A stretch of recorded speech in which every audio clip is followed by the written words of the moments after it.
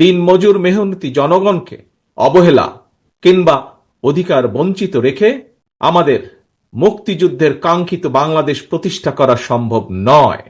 শ্রমজীবী কর্মজীবী প্রিয় ভাই ও বোনেরা, এমন একটি গণতান্ত্রিক রাষ্ট্র, সরকার, সমাজ ব্যবস্থা আপনাদের আমাদের প্রত্যেকের প্রত্যাশা। এমন একটি কর্ম পরিবেশ আপনাদের প্রত্যাশা, যে রাষ্ট্র এবং সমাজ আপনাদের প্রত্যাশা এবং প্রাপ্তি নিশ্চিত করবে। মাথার ঘাম পায়ে ফেলে উৎপাদন উপার্জন করার পর আপনারা শ্রমের ন্যায্য মূল্য পাবেন।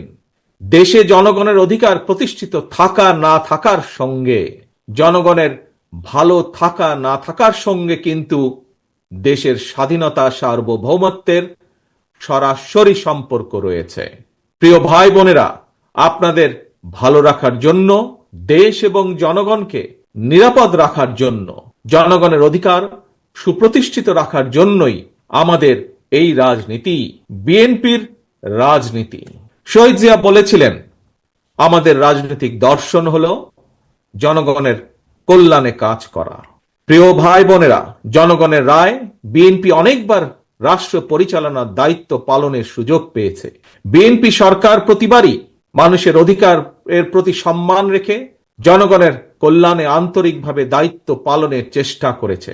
এ কারণেই কিন্তু বিএনপির নেতাকর্মীদেরকে কখনোই দেশ ছেড়ে পালিয়ে যেতে হয়নি। প্রিয় ভাই ও বোনেরা, গত ১.৫ দশকে স্বাধীন বাংলাদেশকে পরাধীনতার শৃঙ্খলে আবদ্ধ করে ফেলা হয়েছিল।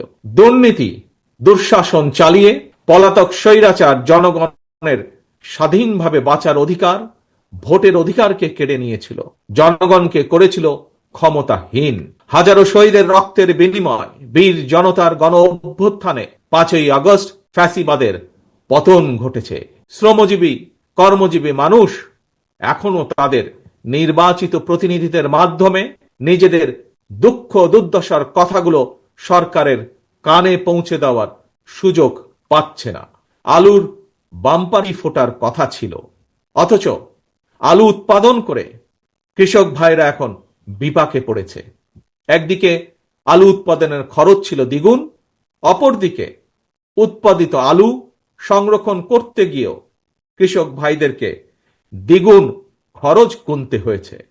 শিল্প কারখানা, গার্মেন্ট সহ প্রতিটি সেক্টরেই শ্রমজীবী কর্মজীবী মানুষদেরকে এই ধরনের বহুবিধ সমস্যা মোকাবেলা করতে হচ্ছে।